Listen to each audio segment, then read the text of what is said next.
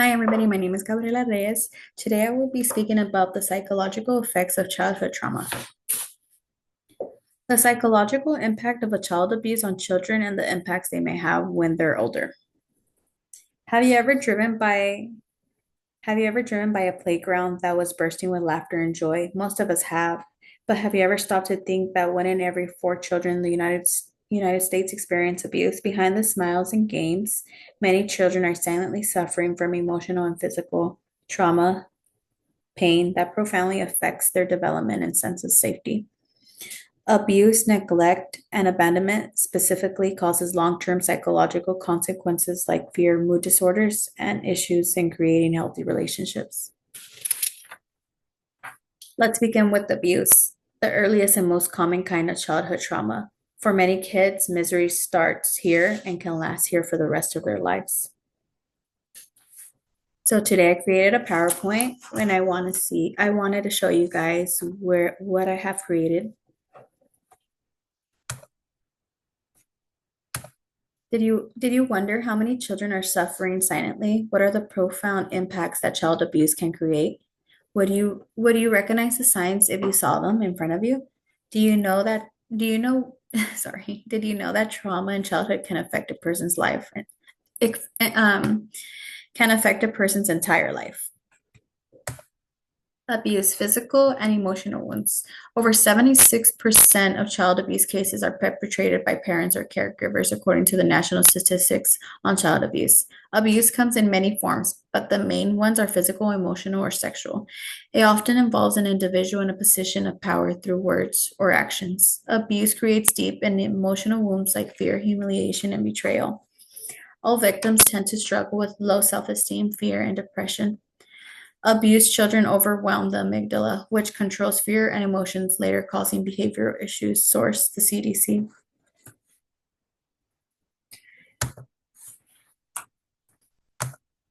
Neglect, the pain of being forgotten. Neglect is often silent, leaving children feeling invisible. Typically, when parents or caregivers fail to meet a children's physical and mental health, it's considered neglect. Children who are neglected crave approval in relationships and experience delays in mental, emotional, and social development.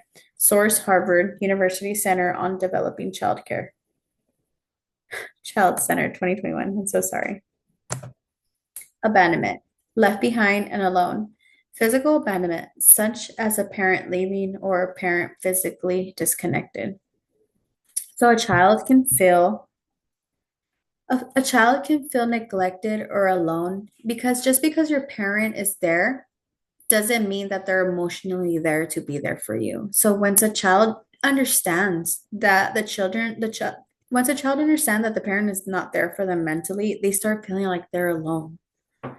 Because of their past trauma, victims find it difficult to accept that someone can love them or show interest into them. Children turn into adults that will carry attachment habits. Any child who has experienced abuse is prone to suffer from depression, codependency, and isolation, feelings of unworthiness, unloved, and rejection. Source: Chatterjee, 2020. More than statistics, children may struggle with self-worth at school or in relationships. Some may become parents who unintentionally repeat the cycle. Survivors live with this pain every single day that no one notices it. Don't turn your face away. Once you've seen, you can no longer act like you don't know. Open your eyes to the truth. It's all around you. Don't deny what the eyes to your soul have revealed to you. Now that you know, you cannot feign ignorance. Now that you're aware of the problem, you cannot pretend you don't care. To be concerned is to be human. To act is to care. Awareness is the first step. Recognize the signs, such as a child dissociating, flinching when approached, poor hygiene, and bruises. That is one of the most common red flags that a child that goes through child abuse, you'll be able to catch right away. Because, okay, one bruise, okay, I get it. But once you see a child that's bruised up, they smell bad, they wear really torn up clothes, like you have to be able to see these red flags because it just means that a child is in a home that they are neglecting him.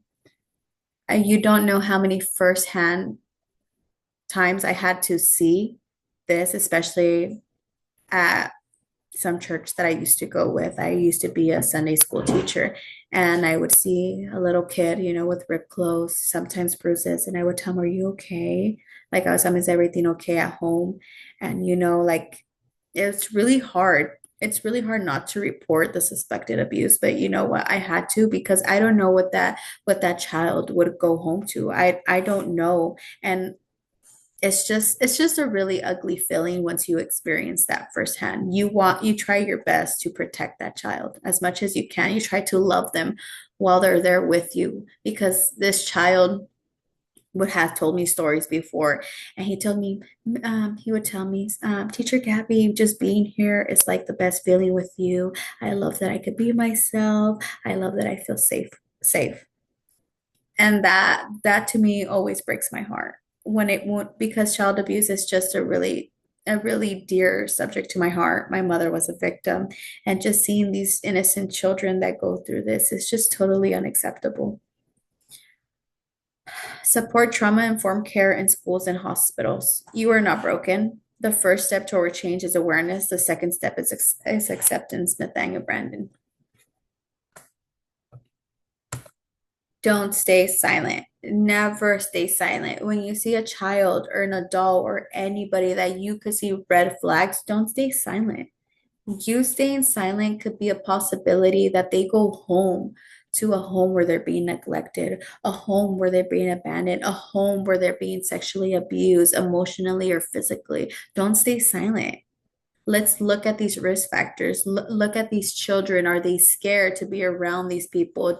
When you go into an environment, you see a child, right? And they're like yelling, and he seems like he's very timid and shy, and he gets very spooked, and he's crying. Those are red flags that we need to pay attention to because childhood trauma is very real and it matters. Every child deserves to be loved, wanted, and heard. Be the reason a child feels safe around you. You can be the reason a child hopes again.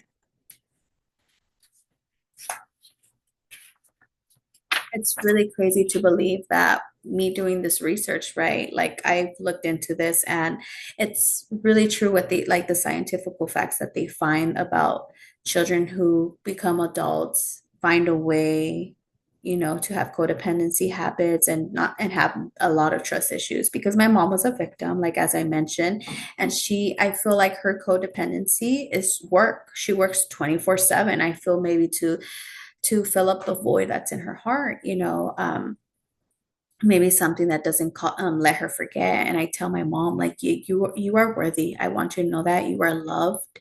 It's not your fault that you went through what you went through when you were a little girl. I'm here. I love you. And I always want you to remember that you can still get help. No matter how old you are okay to get help. You are not broken. Because this is something that I explained to my mom. I showed her my PowerPoint and she thought that it was really powerful. It was really powerful. And I like that she approved of it because she's one of the first persons I have ever encountered that she explained to me about her child abuse. Abuse, neglect, and abandonment comes in different shapes and forms that leaves a lasting effect on a child's heart and the way they see the world. Ask yourself, what can we gain from me informing you on this topic? Overall, the effects of childhood trauma are very significant. Even if there aren't any physical marks, abuse, neglect, and abandonment each have a major impact on a child's thoughts, feelings, and affection. These hidden traumas can sometimes never be healed, no matter who comes along to convince you otherwise. You must always understand that once you understand the mental and emotional impact, the only thing you can do is provide sympathy and compassion. Even if childhood trauma may begin with pain, awareness becomes the first step towards recovery always. Thank you guys.